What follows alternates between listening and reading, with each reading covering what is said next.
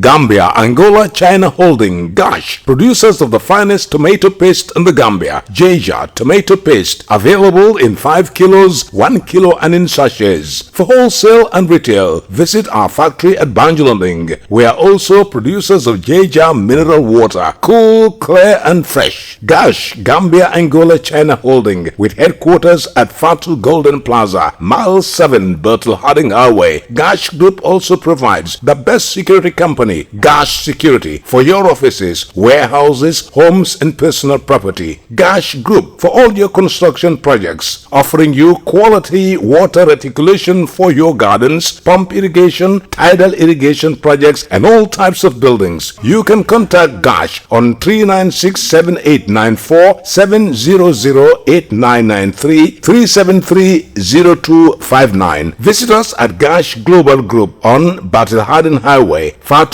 Golden Plaza. Our website www.gashglobal.com. Gambia, Angola, China Holding, Gash.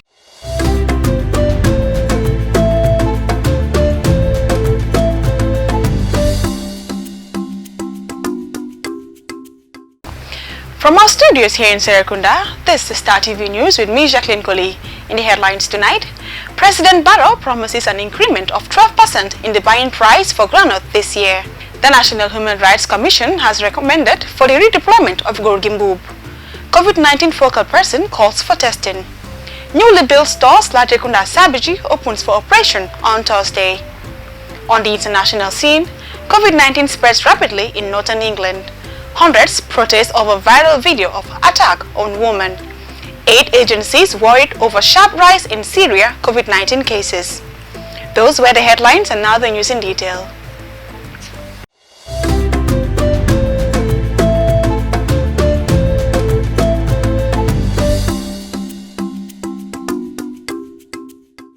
As part of efforts to give incentives to the farming sector, the President of the Republic, Adama Barrow, has promised that groundnut prices will be increased by 12% this year. The Minister of Information and Communication informed journalists during the 10th session of the Interministerial Press Conference. Dado Cham tells us more.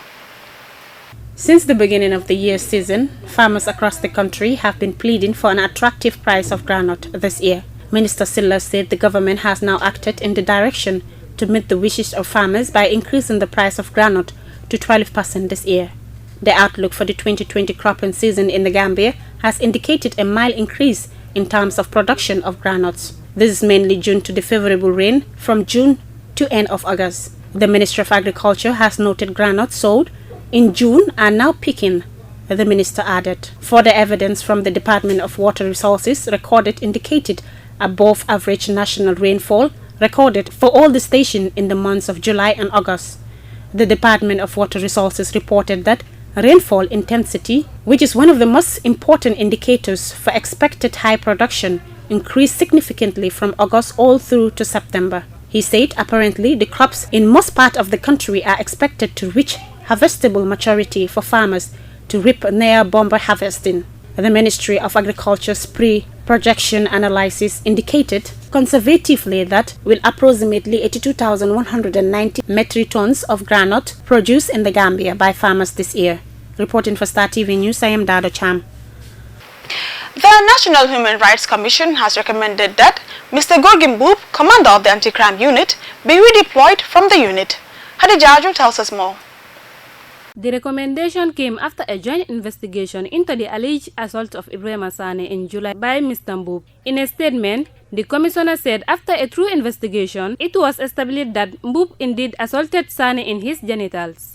The disturbing news emerged that a young man, later identified as one Ibrahim Sane, had been allegedly assaulted with a hoe on his private parts by the Commissioner Gorgimbub, head of the anti-crime unit in Bijilo. Ibrahim and others were arrested and detained for being in a nightclub where fighting was allegedly reported to have occurred and for possibly violating COVID-19 emergency regulations. To investigate the matter, the National Human Rights Commission established a panel The panel received testimonies from 17 witnesses, including Ibrahima Sane and Commissioner Gorgimbu. The panel also obtained medical evidence from the Kanifing General Hospital and interviewed the medical doctor that treated Ibrahima. The panel also visited the premises of the anti-crime unit in Bijuru to assess the scene of the alleged assault. The panel found that while the arrest of Ibrahima Sane and his colleagues were unwarranted, as there was no fighting at the club, as alleged by the police, and the police did not state that the arrest of Ibrahima Sane and colleagues were due to a breaching of the emergency regulations. Ibrahima Sane and his colleagues were also subjected to forced labor while in detention, and Ibrahima Sane was assaulted by Commissioner Gorgimbu in his genitals. The medical report showed that,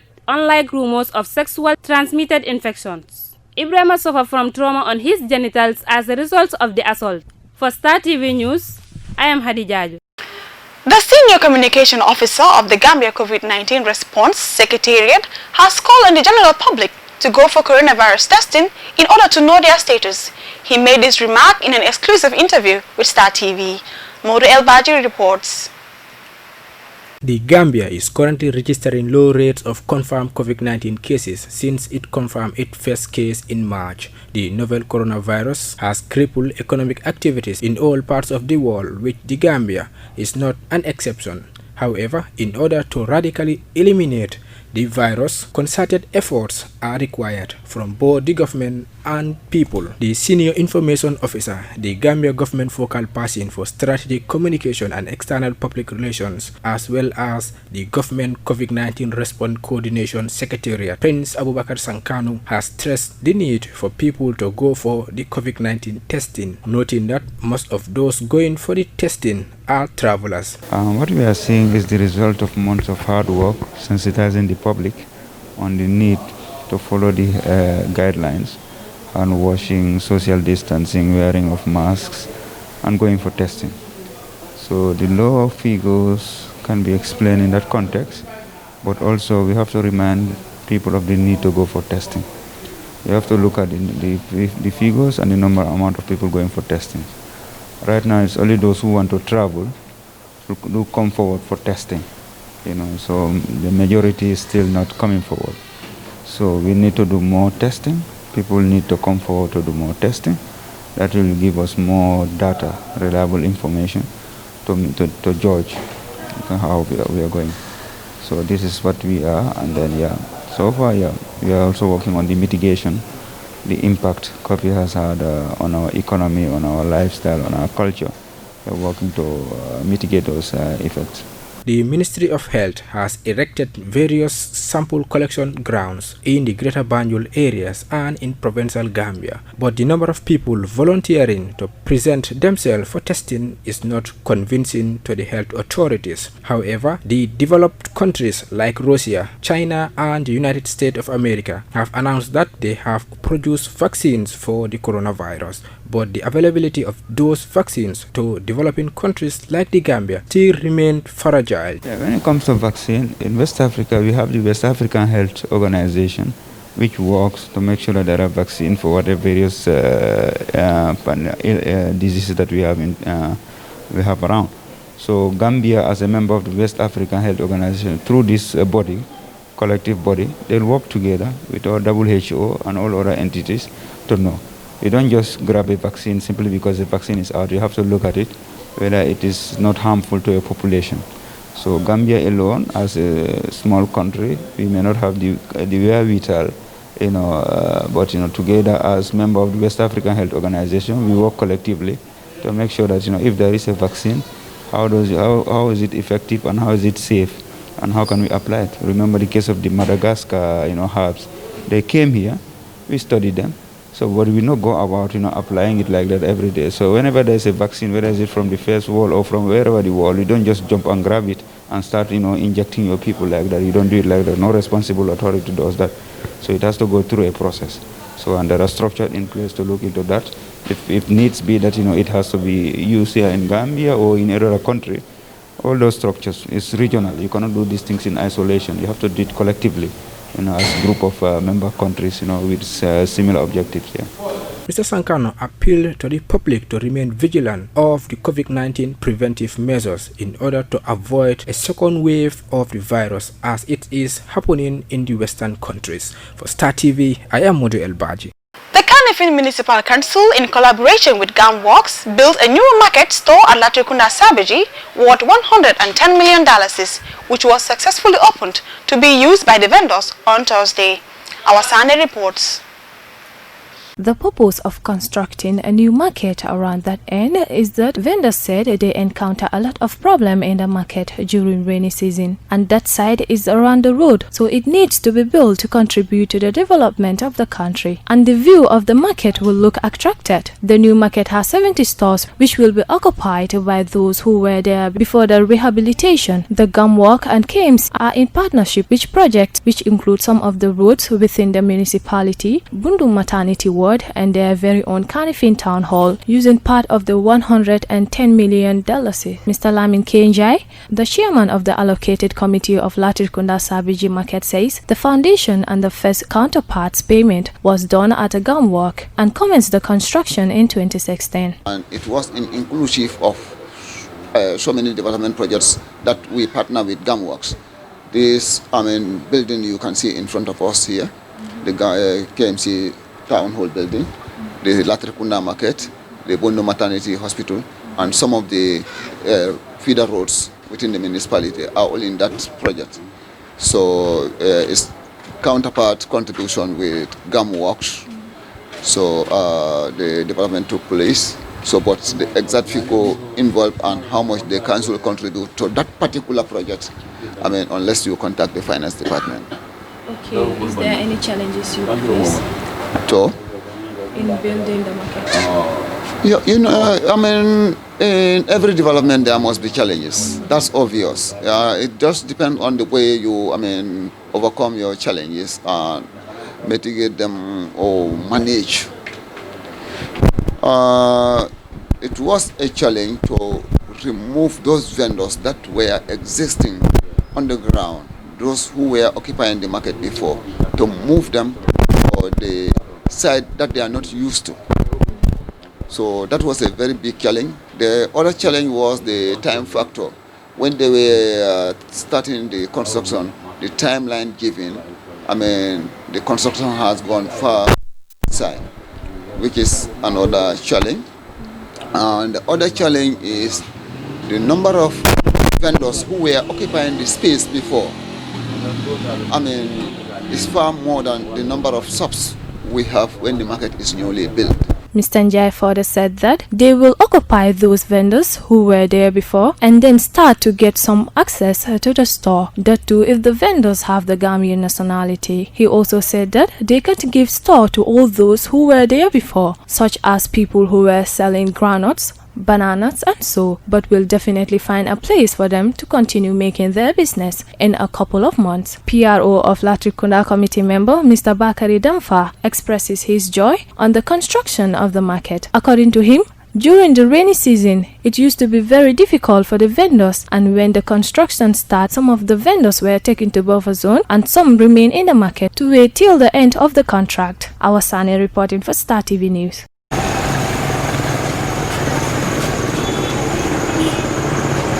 We will take a short break. When we come back, we bring you the international news. Stay tuned. Gambia, Angola, China Holding, Gash, producers of the finest tomato paste in the Gambia. Jeja tomato paste, available in 5 kilos, 1 kilo and in sachets. For wholesale and retail, visit our factory at Banjulunding. We are also producers of Jeja mineral water, cool, clear and fresh. Gash, Gambia, Angola, China Holding, with headquarters at Fatu Golden Plaza, Mile 7, Bertel Harding Highway. Gash Group also provides the best security company, Gash Security, for your offices, warehouses, homes and personal property. Gash Group for all your construction projects, offering you quality water reticulation for your gardens, pump irrigation, tidal irrigation projects and all types of buildings. You can contact Gash on 396-7894, 700-8993, 373-0259. Visit us at Gash Global Group on Battle Harden Highway, Fatu Plateau Golden Plaza. Our website www.global.com. Gambia, Angola, China Holding. Gosh. Welcome back after a short commercial break. On the international scene, COVID-19 appears to be spreading widely in northern England. Liverpool, Leeds, Newcastle and Manchester have seen step rises in cases, mainly clustered around universities. Now, hospitals' admissions are starting to rise too. While the government in London is threatening tighter controls of pubs and restaurants, leaders in those northern cities have their own ideas. Al Jazeera's Jonah Hull reports from Oldham in Greater Manchester.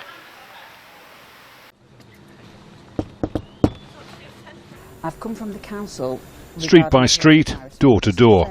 This is what it takes to contain an outbreak. Because there's been a rise in this particular area, we've got a team of testers with us.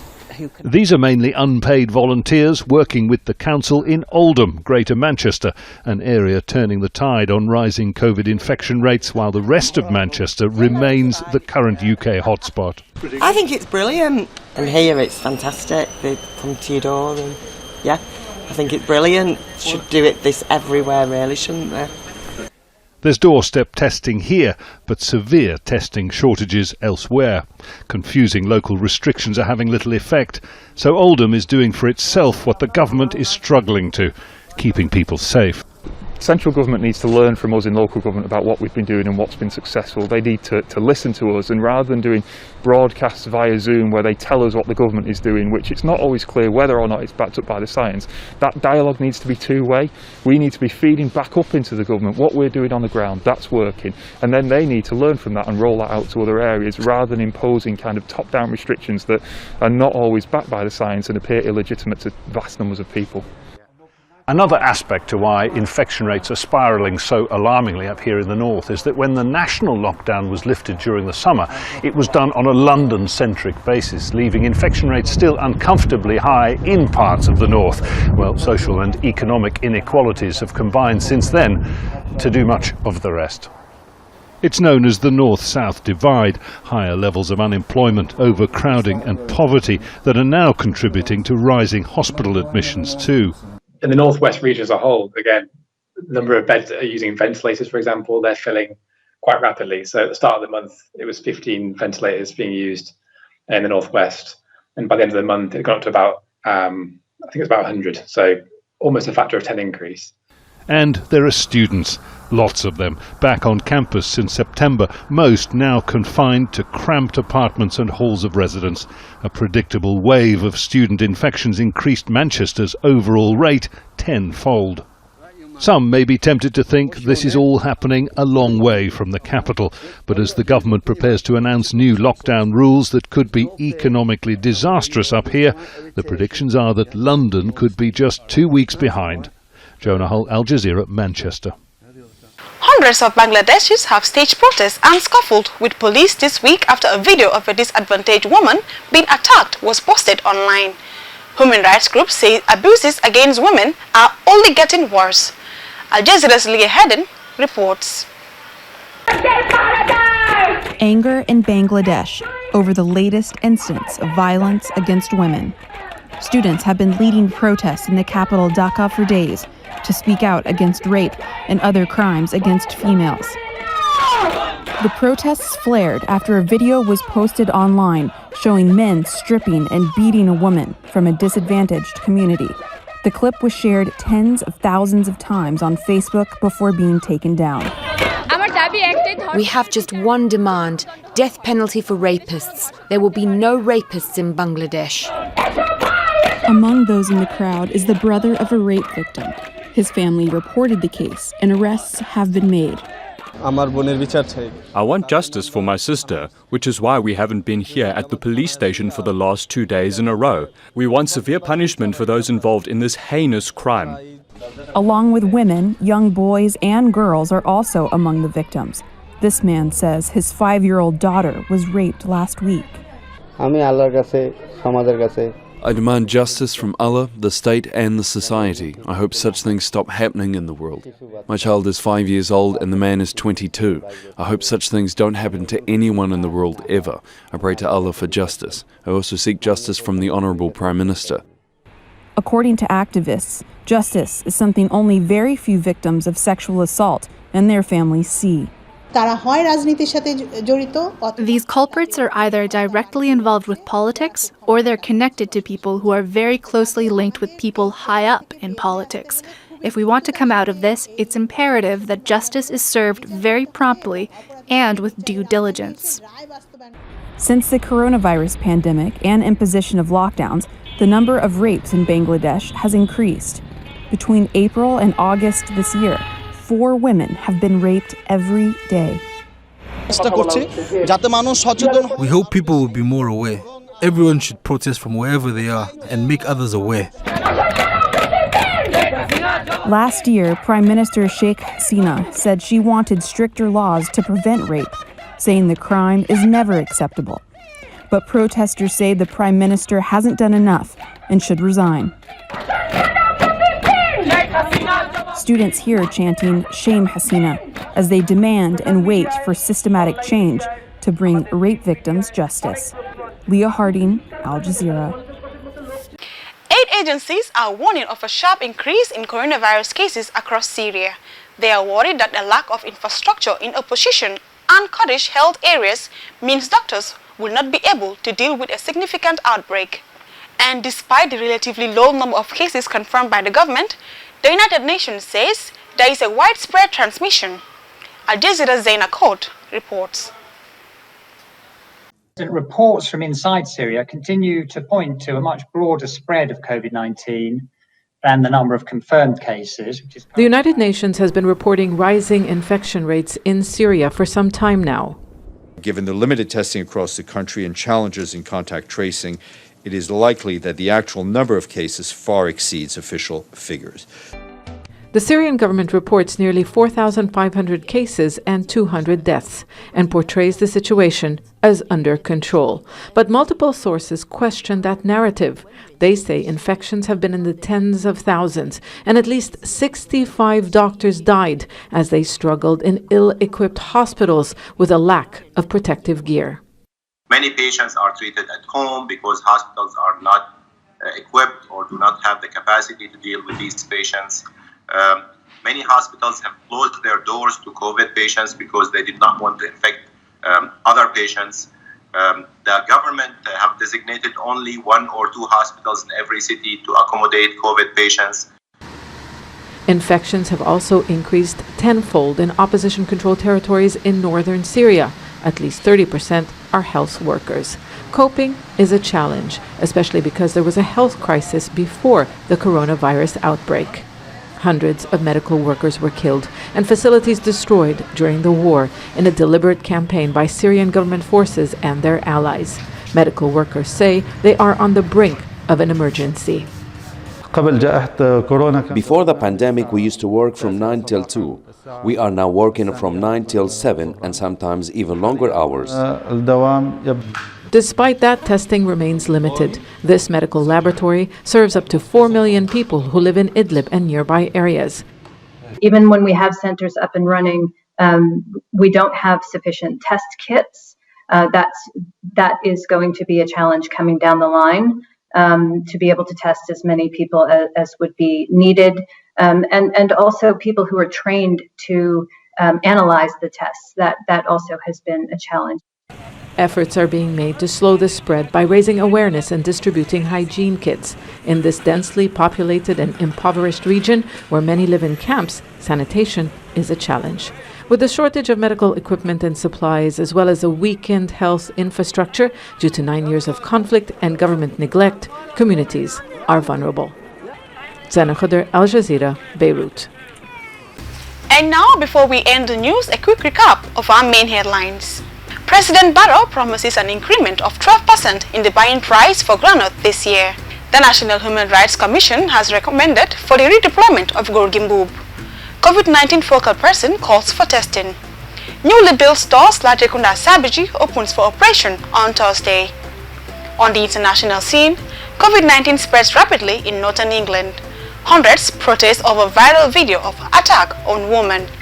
Aid agencies worried over sharp rise in Syria COVID-19 cases.